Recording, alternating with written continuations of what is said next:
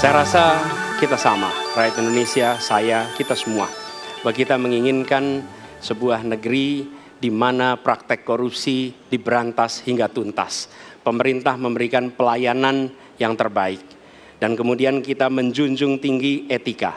Kita sama di situ. Karenanya saya ingin sampaikan kepada semua bahwa saat ini kita di persimpangan jalan antara tetap menjadi negara hukum di mana kekuasaan dikendalikan oleh hukum, atau kita menjadi negara kekuasaan di mana hukum diatur dan dikendalikan oleh penguasa. Oke? Dalam situasi itu saya ingin sampaikan, kini adalah sebuah gerakan perubahan. Kita sama-sama, kita ingin mengembalikan tetap menjadi negara hukum di mana kekuasaan dikendalikan. Dan saya ingin sampaikan bahwa etika dijunjung tinggi. Ketika terjadi pelanggaran etika, jangan bersembunyi di balik keputusan hukum.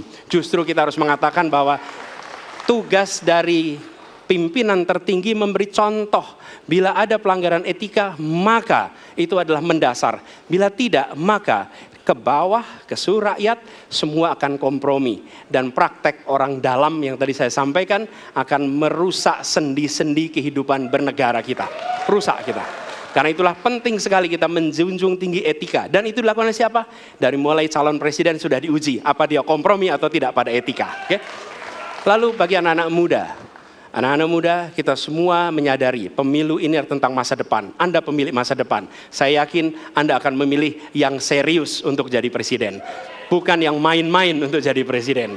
Dan ketika kita berbicara tentang masa depan, maka saya ingin sampaikan kepada semua, kebebasan berpendapat akan dijamin.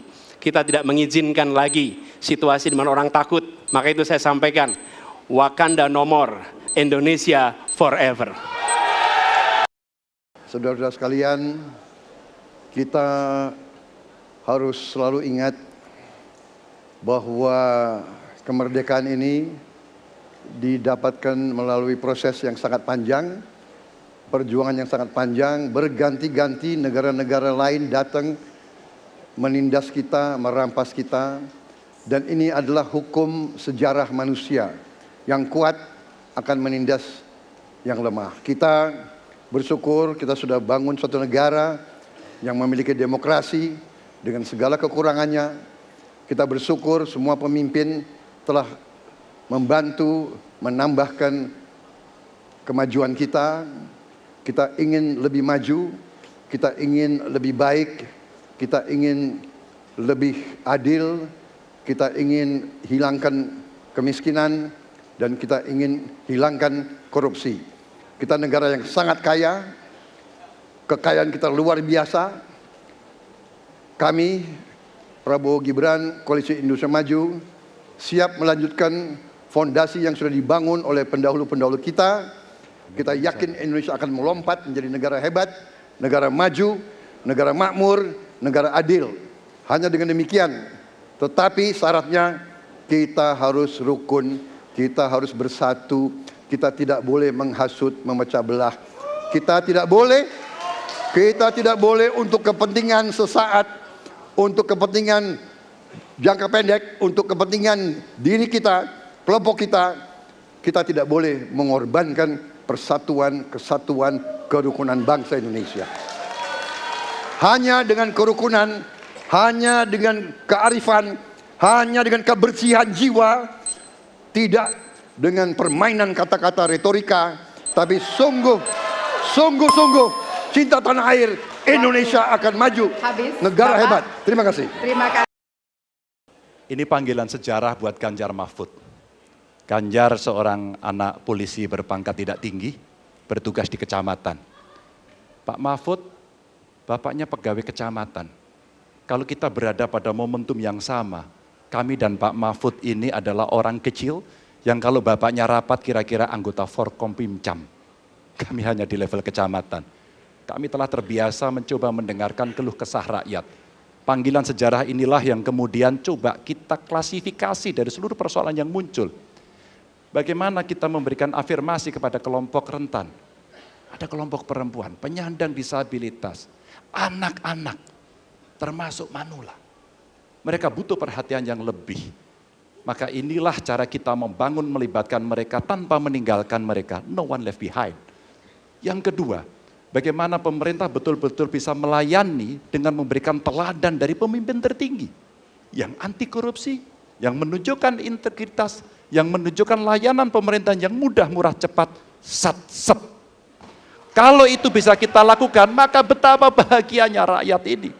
Pemerintah ini ada yang ketika dikritik tidak baperan, yang ketika media menulis, mereka merasa ini vitamin buat dirinya. Bukan sedang merongrong, apalagi kemudian merasa terancam.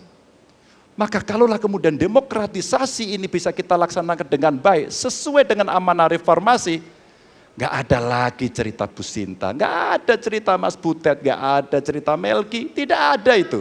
Karena dewasa kita dalam berdemokrasi, maka dalam penghormatan terhadap HAM, mari kita konsisten antara pikiran, perkataan, dan perbuatan. Dan saya berdiri bersama korban untuk keadilan.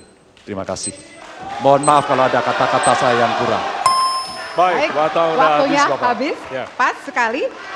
Baik, hadirin, kita berikan tepukan yang paling meriah untuk para calon pemimpin Indonesia. Ya, kita sama-sama menjadi saksi dari ketiga calon presiden yang tentunya beradu ide, gagasan, dan juga program-program. Tentunya inilah akhir dari debat pertama Capres 2024. Masih akan ada 4 debat lagi yang akan diselenggarakan oleh Komisi Pemilihan Umum Republik Indonesia. Dan semoga debat pertama ini mampu menjadi referensi Anda untuk memantapkan pilihan Anda pada 14 Februari 2024. Ya, tentunya kami menghimbau jangan sia-siakan hak pilih Anda pada 14 Februari 2024. Ya. Suara Anda sangat berharga untuk menentukan masa depan Indonesia. Akhirnya, saya Valerina Daniel. Ya, dan saya Ardianto Wijaya. Selamat malam dan Sampai jumpa. Terima kasih banyak. Terima Pak kasih, Prabowo. Pak Terima kasih banyak Pak Ganjar. Terima kasih, Pak Prabowo. Terima kasih Pak Anies. Terima Kita kasih, selfie dulu Pak Bapak. Ganjar. Baik, Ya. mohon izin kita selfie Sure dulu. to keep them out in sight. Fight forever if you keep it tight. Love the world, but keep the sky on your mind.